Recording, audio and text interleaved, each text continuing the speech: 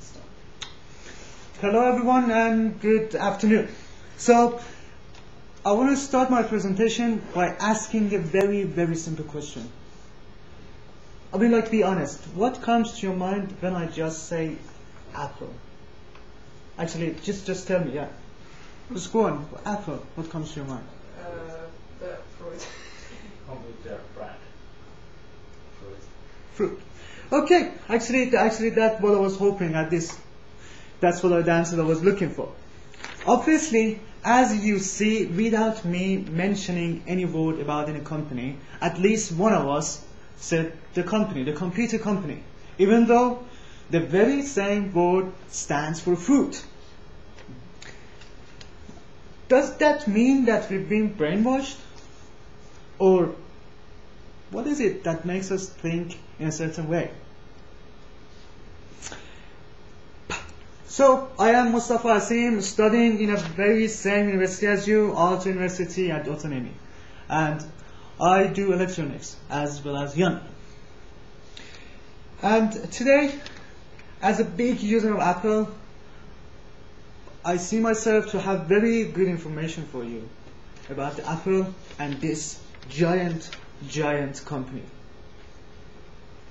So, today I'll bring Apple Incorporation into light, and we will have a closer look at this big company, the culture that they are introducing to us, a bit of their history, how they became what they are, where and when it all began, and then of course the most important, what are they offering to us, the products. So, as you understood, I've divided my presentation to 3 parts. The 3 parts are history, then I will go on to the products, and at the end I want to talk briefly about the culture. Of course, every brand brings a culture with itself. So let's talk about that as well. Now that almost everyone knows what I'm going to talk about, Apple Incorporation, it is good to know about their history. But of course, we've all done history in our preschool, school, I mean, like lower secondary, upper secondary. So I've divided to 5 smaller sections to make it more interesting and less school-like. So let's begin with the history, if it comes. Of course, every company has a beginning. It all began with 3 students studying electronics and computer engineering as like us, thinking about having a new idea, going and making something new. So Steve Jobs and his co-friends started putting their ideas in to make a new machine.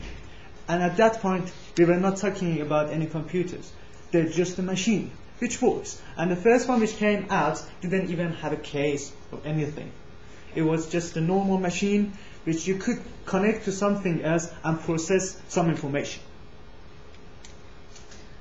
So it began, it gone on and on, so they had something. But at some point, there was this division part. One came up with the Lisa software, or let's say machine, or the computer. And Steve Jobs came up with the Macintosh. But the Lisa, because there were 2 supporting the Lisa, so they went on and they put it on. But they fall flat on the face. So it was time for Macintosh to bring in and just show everyone what a great idea they had behind it. Of course, it went all well and well, but all the time it's not going to be well and well. Of course, there's a fall. So at some point, Steve Jobs realized that the high price which has put for his Macintosh is not really attracting enough people for him to make benefit. So it went up and then came down, and there was a fall.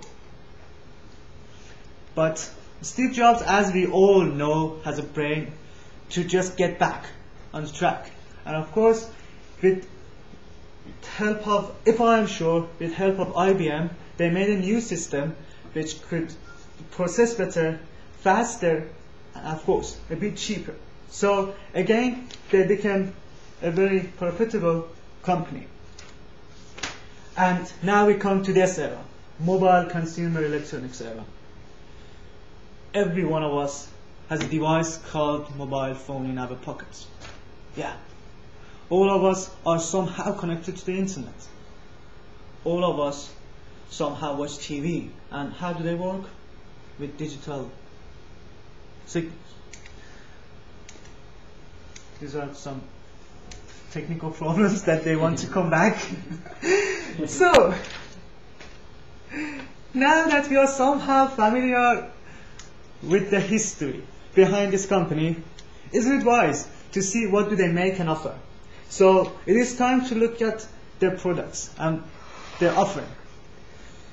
The first thing that Apple brought to the market was Mac and its accessories. Mac is the simple computer, the PC that we all have, and it was the very first one, which was the very first one, if I correctly remember, it was like 1987 or 1989. I'm not very sure, so I apologize for inconvenience. So they offered that one. In 2001, they brought the new generation of MP3s, iPods. At first they were a bit big, but as the time go on, they became smaller and smaller and smaller, as now we have some nano MP3 players. After that, Apple entered a new era. They touched the TV, and they made the Apple TV, which you just connect it to your TV and you get the channels. Of course, you need to buy the membership, and then you get connected and you have TV. And you have some Apple TV which you can get like insights into Steve Jobs interviews and all these things. Then came the iPhone. The one that everyone said that Apple is making a very big mistake. They are not into cell phone market. They don't know how to do it. But surprise, they did it, and they did it very well.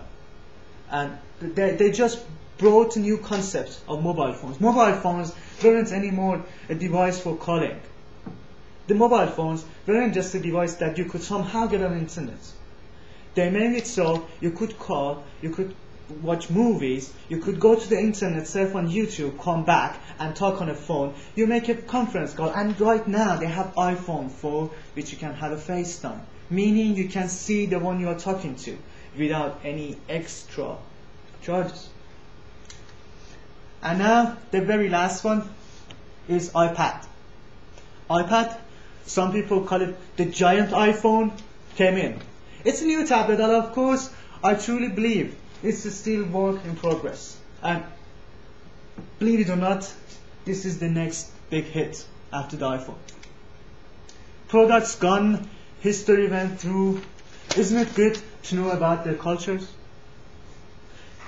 So I've divided the culture to two parts. Of course, they have the corporate culture, which the company itself has. And then we have the culture that company is giving to the users. So let's have a quick look at them and see how are they kind. Their corporate culture, I'm not going to go really deep into it. They try to be very green. They try to respect each other, and they always welcome new ideas. But the culture that I'm really interested in is the users' culture. The culture that they are giving to me and you. The thing that having a phone, having a PC is not just it's not just there. It's us making the device work. Of course, if I have this machine in my hand and I'm not clicking it, it's not working. And they've just given this idea to all their devices. They've made something called App Store, where you can make an application and upload your own and make money. Which means not only you're making money, you are somehow affecting the way this big company is growing. And what I want to say is, if Apple is big, it's me and you making it big. So next time when you turn on your MacBook, your iPhone, your iPad, Apple TV, which okay, we don't have it in Finland, but anyway, remember, it's not them making it so good and nice, it's us. But we can talk about this company, its culture, its history, its products for a very, very long time. But of course, we have the time restriction.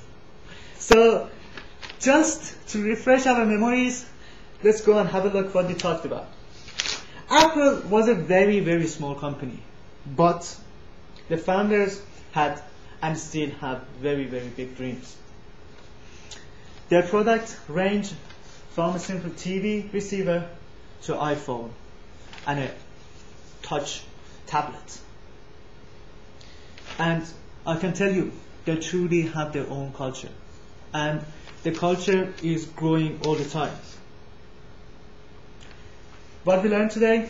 Today we learned every big thing starts from a small one. Maybe we are a student today here, but tomorrow is ours. Apple was not big without me and you, without the users.